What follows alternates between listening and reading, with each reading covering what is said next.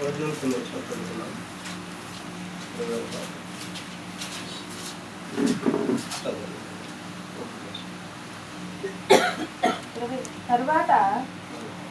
యెరూషలేమునకు సమీపించి ఒలీవ చెట్ల కొండ దగ్గర ఉన్న బెత్ఫగేకు వచ్చినప్పుడు యేసు తన శిష్యుల్లో ఇద్దరిని చూచి, మీ ఎదుటనున్న గ్రామములకు వెళ్ళుడి. వెళ్ళగానే కట్టబడి ఉన్న ఒక గాడిదయు దానితోనున్న ఒక గాడిద పిల్లయు మీకు కనబడును. వాటిని విప్పి నా యొద్దకు తోలుకుని రండి.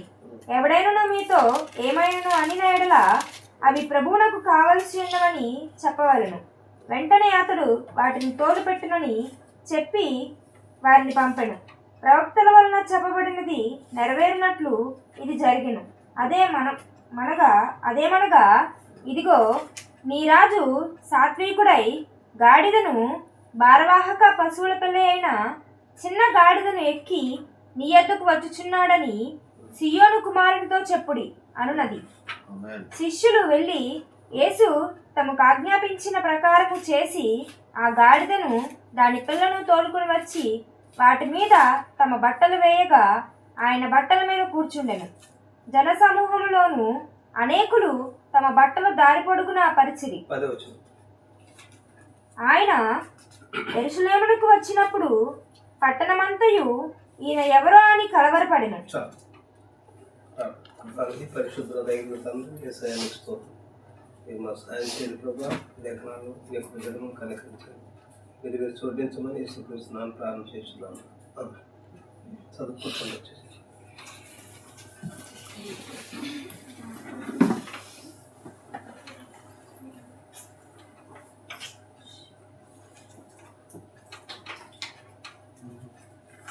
ప్రభువైన యేసుక్రీస్తు నామమునకు మహిమ ఘనత ప్రభావం కలుగు కాక. హల్లెలూయా. ఈ చదవన వాక్య భాగంలో నుండి అంశం క్లుప్తంగా కొన్ని చిన్న అంశం చదవన వాక్య భాగంలో నుండి చిన్న అంశం ఈయన ఎవరు.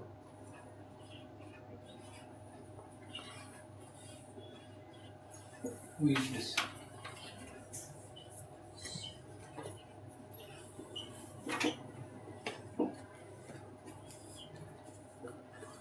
ఈయన ఎవరు? Who is this? మూడు వర్తమానాల నుండి మీరు చదువుకోవాలి. ఆ మూడు వర్తమానాలు ఏంటంటే, ఒకటి ఈయన ఎవరు, రెండోది who do you say this is.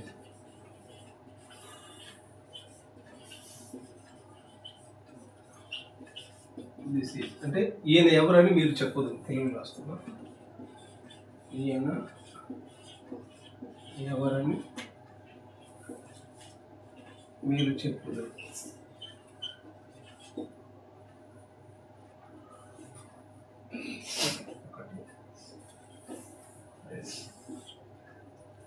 మూడోది ఆ పర్వతంలో ఆకర్షణ.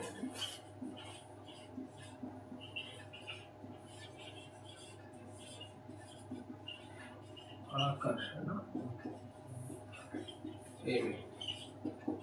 ఈ మూడు విషయాలు మీరు ఖచ్చితంగా ఈ మూడు వర్తమానాలు చదవాలి. ఈ మూడు వర్తమానాలు ఈయన ఎవరు మీరు చెప్పుదురు, ఆ పర్వతం మీద ఆకర్షణ. ఈ మూడు వర్తమానాల్లో ప్రవక్త ఒకే అంశం గురించి మాట్లాడుతుంటారు. ఈయన ఎవరు. ఈ మత్తయి సువార్త 20వ అధ్యాయం మనం చదువుకున్నాం కదా. ఈ మూడు వర్తమానాలు కూడా అదే అంశంను ఆయన మాట్లాడి వివిధ కోణాల్లో ఆయన మాట్లాడుకుంటూ వచ్చాడు. ఈయన ఎవరు, హూ ఇస్ దిస్, ఈయన ఎవరు అనే దాన్ని మీరు జాగ్రత్తగా గమనిస్తే ఆ పర్వతం మీద ఆకర్షణ ఏమిటి? 36 చోట్ల గమనించండి. అది చాలా అలసటతో ఉద్రిక్తతో కూడిన దినం. అది ఒక అసాధారణ దినం. ఇక్కడ యేసు పండుగకు హాజరవుటకు సిద్ధపడి యెరూషలేమునకు వచ్చుట మనం కనుగొనము. పస్కా అనగా పస్కా బలి గొర్రెపిల్లను వధించు దినం. జనుల యొక్క పాప పరిహారార్థమై రక్తము కృపాపేట మీద చల్లబడును. ఆయన బెత్ఫగే నుండి రావాల్సి ఉండెను. ఒలీవ కొండ పైభాగంకి వచ్చాను. అక్కడ నుండి కింద చూసినప్పుడు మరి ఒక చిన్న కొండ మీద కట్టబడిన యెరూషలేము కనబడును. ఆయన చూచుండగా ఇదే ఆయన చివరి సందర్శనం అని ఆయన ఎరుగును. కొండ మీద నుంచి దిగి వస్తున్నప్పుడు ప్రజలందరూ ఓ సన్నగా చేయని కేకలేశారు. ఓ చిన్న గాడిద మీద ఆయన ఊరేగించారు. జకరియా ప్రవచన ప్రకారం నీ రాజు గాడిద మీద ఎక్కువ వస్తాడు ప్రవచన ప్రకారం ఆయన ఆ గాడిద మీద వస్తా ఉన్నప్పుడు ప్రజలు కేకలేశారు ఓ సన్నక్క చేయని. అప్పుడు ప్రజలు విభ్రాంతి నుండి 10వ వచనం లూకాసు 21 మొత్తం 20:10 వచ్చిన. ఆయన యెరూషలేమునకు వచ్చినప్పుడు పట్టణమంతయు ఈయన ఎవరో అని ఆయన గాడిద మీద వస్తున్నప్పుడు ప్రజలందరూ జన సమూహం యెరూషలేములో వచ్చి ఆయనకు మట్టలు పరిచి హోసన్నక చేయని కేకలేశారు. జన సమూహం విస్తారం. అప్పుడు ప్రజలు ఆ సందర్భాన్ని చూసి ఈయన ఎవరు అని ప్రజలు విభ్రాంతి చెందారు. అదే సందర్భం అంటే పస్కా పండుగ దిన సందర్భము, అది గుర్తుపెట్టుకోవాలి. ఇక్కడ ఇంకో పేర కూడా చదివి నేను అనుకున్నాను కదా, పాపుల చేతులకు ఆయన అప్పగింపబడిన సమయం అదే. వారు ఆయన చంపెదరు. ఒక మానవ మాత్రము ఇంతకు ముందెన్నడూ చనిపోని ఒక భయంకరమైన మరణములకు ఆయన గురి కావాల్సి ఉండను. తదుపరి సమాధి చేయబడవలేదు. ఆయన తన స్వకీయుల వల్లనే ఆయనతో పాటు నిలబడిన కొందరి వలన అప్పగింపబడవలసి ఉండేను. ఆయన దేవుడై ఉండి వారి హృదయంలో ఉన్న దాన్ని ఎరిగి ఉండేను. ఎవరు ఆయన అప్పగించదురు ఆది నుండి ఆయన ఎరిగి ఉండేను. తన ప్రక్కన కూర్చొని డబ్బు లెక్క పెట్టుకుంటూ ఇంకా ఏవో పనులు చేయొచ్చు తనతో నుండిన వ్యక్తియే తనను అప్పగించాలని ఆయన ఎరిగి ఉండేను. ఆ బయట క్రూరముకు రోమ శిలువ తన కొరకు ఎదురు చూస్తున్నదని ఆయన ఎరిగి ఉండేను. తన శరీరంలోని నీరు మరియు రక్తం వేరొగునని ఆయన ఎరిగి ఉండేను. తన నుదుటి నుండి చెమట వలె రక్తము పెద్ద బిందువులుగా కారునని ఆయనకు తెలుసు. ఆయనకు తన ముందున్నదంతా తెలియను. ఆయన యెరూషలేము వైపు చూస్తూ ఆ కొండ మీద నిలబడి ఉండెను. అది అన్ని ఆయన సమస్తము తెలిసే ఆ గొప్ప శిలువ యాగమును ఆ భారమును ఆయన భరించాడు. సమస్తం ఎరిగి ఉండేను అన్నాడు అన్ని విషయాలు. ఈయన ఎవరు? అంటే యేసుక్రీస్తు మొదట అక్కడ ఒక పెద్ద హంగు ఆర్భాటంలో రాలేదు, ఒక సూచనల ద్వారా వచ్చింది. ప్రవక్త అన్నాడు. అయితే ఆ ప్రజలు, ఆనాటి ప్రజలు ఆ మొదటి రాకను గుర్తించలేకపోయారు. ఎందుకంటే ఆయన పరిశుద్ధాత్మ ద్వారా అద్భుతములు ఆశ్చర్యకార్యములు అవన్నీ జరిగించున్నాడు. లోకస్తులు నామకాంత భక్తి పరులు అవి గ్రహించలేకపోయారు అని ఈ కాలం వర్తమానం గురించి ప్రవక్త మాట్లాడుకుంటూ వచ్చాడు. ఈ కాలంలో కూడా ఎప్పుడు కూడా దేవుడు పరిశుద్ధాత్మ ద్వారా ఈ అద్భుతమైన కార్యం జరిగించాడు. ప్రవక్త బ్రహ్మం గారి పరిచర్య ద్వారా ఆయన ఎన్నో అద్భుతాలు, ఎన్నో వివేచనలు, ఎన్నో అద్భుతాలు జరిగించాడు. ఇవన్నీ జరిగించింది ఎవరు అంటే ప్రవక్త చెప్పుకుంటూ వచ్చాడు. ఈయన ఎవరు అంటే హూ ఇస్ దిస్, ఈయన ఎవరు అంటే పరిశుద్ధాత్మ అన్నారు. పరిశుద్ధాత్మ ద్వారా దేవుడు ఈ కార్యాలను జరిగించుకుంటూ వచ్చాడు. అద్భుతములు కానీ, ఆశ్చర్యకార్యాలు కానీ, హృదయ రహస్యాలు కానీ, వివేచనలు కానీ, ఇవన్నీ పరిశుద్ధాత్మ ద్వారా జరిగించుకుంటూ వచ్చాడు. ఈయన ఎవరు అంటే ఈ దినాల్లో దేవుడే మానవ గుడారం ధరించుకొని పరిశుద్ధాత్మ ద్వారా దేవుడు కార్యాలు జరిగించుకుంటూ వచ్చాడు. 7 ముద్రలో 195 పేరు చదవండి. 7 ముద్రలో ప్రశ్న జవాబులు లాస్ట్ ప్రశ్న జవాబులు 450 పేరు లాస్ట్ పేరు. దేవుడు మానవ గుడారం ధరించుకొని భూమిసాగా ప్రశ్న జవాబులు 450 పేరు. పరిశుద్ధాత్మ మానవ గుడారం ధరించుకొని వచ్చిన కాలం ఇది అన్నాడు. 2000 సంవత్సరాల నుంచి పరిశుద్ధాత్మ మానవ గుడారం ధరించుకొని వచ్చిన కాలం ఇది అన్నాడు. ప్రశ్న జవాబులు 430 కానీ 490 కానీ 40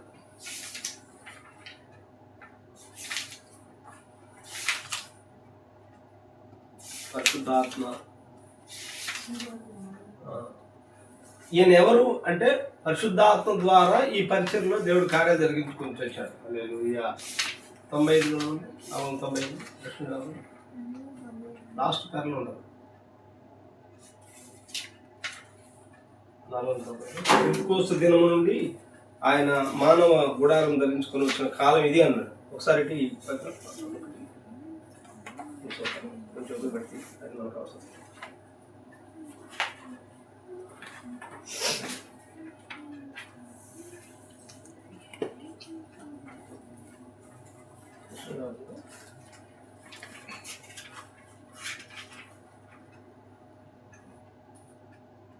ఇది కదా 395. 395. 395.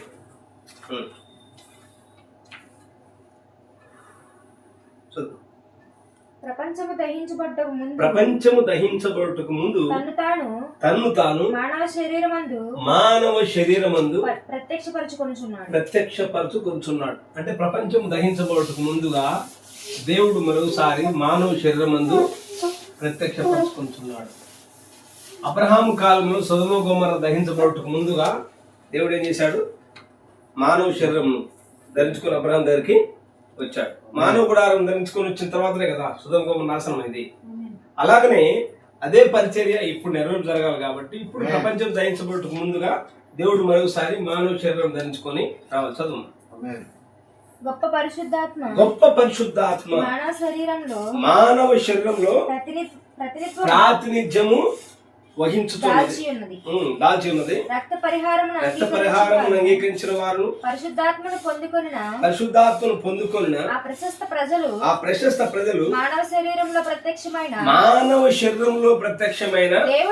దేవుడిని వారు వారి లోపలికి స్వీకరించున్నారు.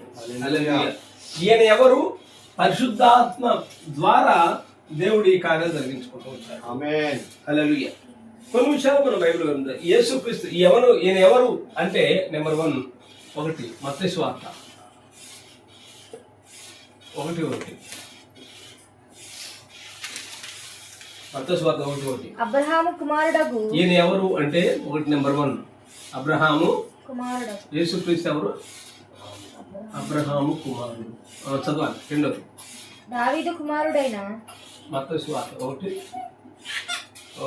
2 యేసుక్రీస్తు ఎవరంటే దావీదు కుమారుడైన కుమారుడు గుర్తుపెట్టుకోవాలి. 3 ఈయన ఎవరు? యేసుక్రీస్తు వంశావళి. 3 ఈయన ఎవరు అంటే మత్తయి సువార్త దావీదు కుమారుడు. మత్తయి సువార్త 8:20. అందుకు యేసు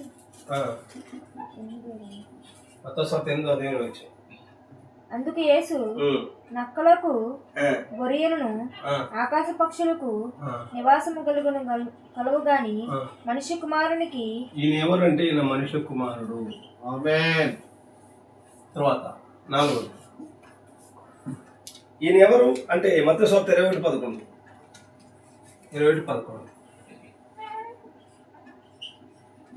జనసమూహము ఈయన గలిలయలోని నజరేతు వాడగు ప్రవక్త అయిన యేసు అని చెప్పిరి. ఈయన ఎవరు అంటే ఈయన ప్రవక్త. ఈయన ఎవరు అని మీరు గమనించినట్లయితే మత్తయి సువార్త 20:28. అలాగే మనిషి కుమారుడు పరిచారము చేయించుకుంటకు రాలేదు గాని పరిచారము చేయుటకును అనేకులకు ప్రతిగా విమోచన క్రయధనముగా తన ప్రాణమునిచ్చుటకును వచ్చినని చెప్పారు. ఈయనెవరు అంటే ఒక సేవకుడు. ప్రాణం సేవకునిగా తాను అంతగా తగ్గించుకున్నాడు. ప్రవక్తనాడు ఎందుకు ఆయన నాకు గొప్పవాడు అంటే యేసుక్రీస్తు నాకు ఎందుకు గొప్పవాడు అంటే అంత గొప్ప దేవుడు శిష్యుల పాదం మటు తనతో తగ్గించుకున్నాడు.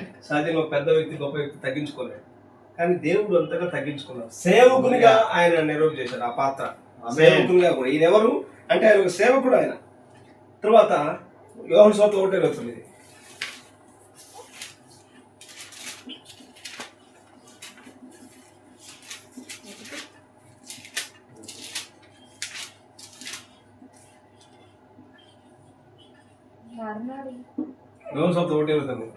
మర్నాడు యోహాను యేసు తన యొద్దకు రాగా ఇదిగో లోక పాపములను మోసుకొని పోవు దేవుని గొర్రె. ఈయన ఎవరు అంటే దేవుని గొర్రె పిల్ల.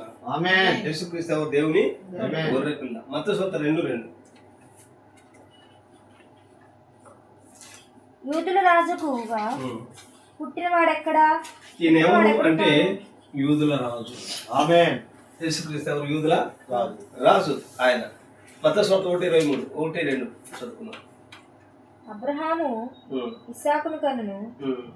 ఇస్సాకు 1 మత్తయి 1 ప్రకటన 5:5.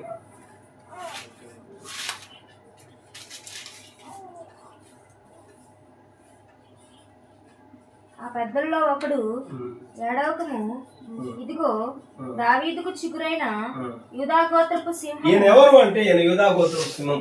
ఆమేన్. అల్లలు ఈయన యూదా గోత్రపు సింహం యేసుక్రీస్తు. ఈయన ఎవరు అంటే అబ్రహాం కుమారుడు, ఆయనే దావీదు కుమారుడు, ఆయన మనిషి కుమారుడు, ఆయన ప్రవక్త, ఆయన సేవకుడు, ఆయన దేవుని గొర్రెపిల్ల, ఆయన యూదుల రాజు, ఆయన యూదా గోత్రపు సింహం. ఆమేన్. ఇంకా చదువుకుందాం 9 మత్తయి సువార్త 1:21.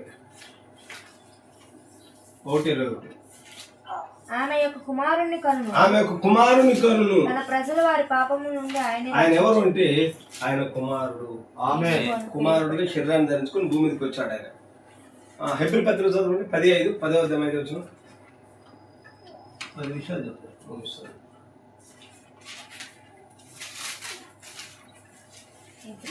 హెబ్రీ 10:5. కాబట్టి ఆయన ఆయన ఈ లోకమందు ప్రవేశించున్నప్పుడు ఇలాగు చెప్పుచున్నాడు, బలియు అర్పణయు నీవు కోరలేదు గాని నాకు ఒక శరీరం అమర్చింది. దేవుడు భూమి మీదకి రావడానికి ఒక శరీరం అవసరమై ఉన్నది. ఆ శరీరమే కుమారత్వమై ఉన్నది.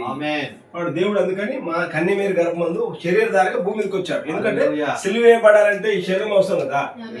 శరీరాన్ని తెచ్చుకురాకుండా ఆత్మగా ఉన్నప్పుడు సిలువ వేయబడలేదు కాబట్టి సిలువ యాగం జరిగించడానికి ఆయనకు శరీరం అవసరమై ఉన్నది. అందుకే బలి అర్పణ నీవు కోరలేదు కానీ నాకు శరీరమును అమర్చితి అన్నాడు. కాబట్టి శరీరధారిగా భూమికి రావడమే కుమారుడుగా ఉండటం. పరలోకం కుమారుడుగా ఉన్నాడని కాదు అర్థం. శరీరధారిగా భూమికి వచ్చాడు కాబట్టి కుమారుడు ఆయన. కుమారుడు అంటే కుస్థితమును హరించువాడు. కుస్థితం అంటే పాపము హరించేవాడు అంటే తీసివేవాడు. పాపం తీసివేయడానికి దేవుడు కుమారుడుగా భూమికి వచ్చాడు. కానీ నెక్స్ట్ 10వ యెషయా 9:6.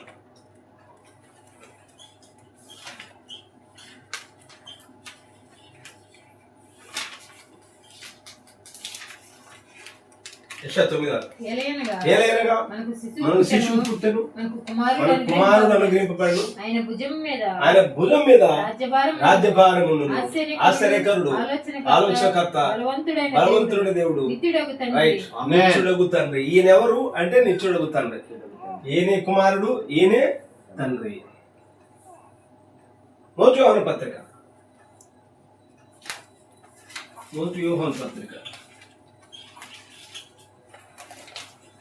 2:1. నా చిన్న పిల్లలారా మీరు పాపం చేయకుండాటకై ఈ సంగతులను మీకు రాయిచున్నాను. ఎవడైనాను పాపము చేసిన నీతిమంతుడైన యేసుక్రీస్తు అను ఉత్తరవాది.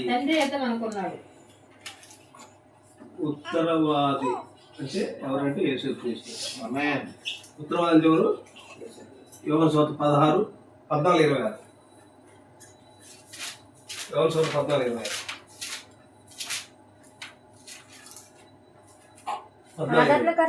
ఆదరణకర్త అనగా తండ్రి నా నామమున పంపబో పరిశుద్ధాత్మ. ఆదరణకర్త.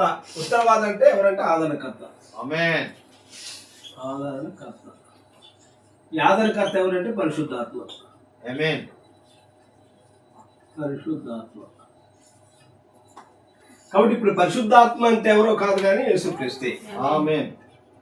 పరిశుద్ధాత్మ అంటే యేసుక్రీస్తు, ఇంకొక వ్యక్తి కాదు. యేసుక్రీస్తు గుర్తుపెట్టుకోవాలి. ఈయన ఎవరు అంటే ఆయన అబ్రహాం కుమారుడు, ఈయన దావీదు కుమారుడు, ఆయన మనిషి కుమారుడు, ఆయన ప్రవక్త, ఆయన సేవకుడు, ఆయన దేవుని గొర్రెపిల్ల, ఆయన యూదుల రాజు, ఆయన యూదా గోత్రపు సింహము, ఆయన కుమారుడు, ఆయన నిత్యుడగు తండ్రి, ఆయన పరిశుద్ధాత్మ అయి ఉన్నాడు. దీని అంతటిని ఏమన్నారంటే ఎన్మార్ఫే అన్నారు. ఎన్మార్ఫే అంటే అర్థం ఏంటి?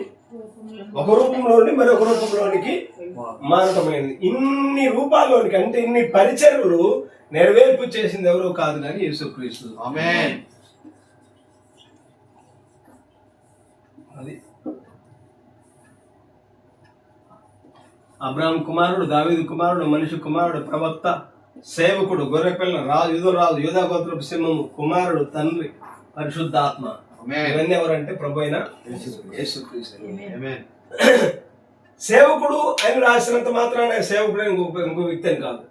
ప్రవక్తను రాసినంత మాత్రాన ఇంకొక వ్యక్తి అని కాదు. మనిషి కుమారుడు రాసినంత మాత్రం ఇంకొక వ్యక్తి అని కాదు. కానీ అన్ని పరిచర్లు ప్రభు అయిన యేసుక్రీస్తే నెరవేర్పు చేశాడు. Bible the centre theme of the Bible is Jesus Christ. ప్రధానమైన కేంద్ర బిందు ఎవరంటే ప్రభు అయిన యేసుక్రీస్తు అయి ఉన్నాడు. ఈయన ఎవరు అంటే ఈయనే 2000 సంవత్సరాల క్రితం యేసుక్రీస్తు భూమి మీదకి వచ్చినప్పుడు అద్భుత కార్యాలు జరిగించాడు, ఆశ్చర్య కార్యాలు జరిగించాడు, హృదయ రాజు సెలవిచ్చాడు, ప్రవక్త పరిచయం చేశాడు, సేవకుని పరిచయం చేశాడు. అదే 2000 సంవత్సరాలు ఇప్పుడు దాటిన తర్వాత రెండవ రాకడ కాలంలో కూడా దేవుడు ఈ కాలంలో ప్రవక్త బ్రహ్మాం గారి పరిచయంలో కూడా పరిశుద్ధాత్మ ద్వారా ఈ కార్యాలు జరిగించాడు. అద్భుత కార్యాలు, ఆశ్చర్య కార్యాలు, హృదయ రహస్యాలు, డిజర్నింగ్స్ ఇవన్నీ జరిగించింది ఎవరో కాదు కానీ ఈయన పరిశుద్ధాత్మ. ఈయనెవరు? పరిశుద్ధాత్మ చేసిన కార్యాలు ఈయనే యేసుక్రీస్తు. అందుకనే హెబ్రీ పత్రిక బైబిల్లో ముఖ్యమైన సూత్రం. హెబ్రీ పత్రిక 13:8. హెబ్రీ పత్రిక 13:8.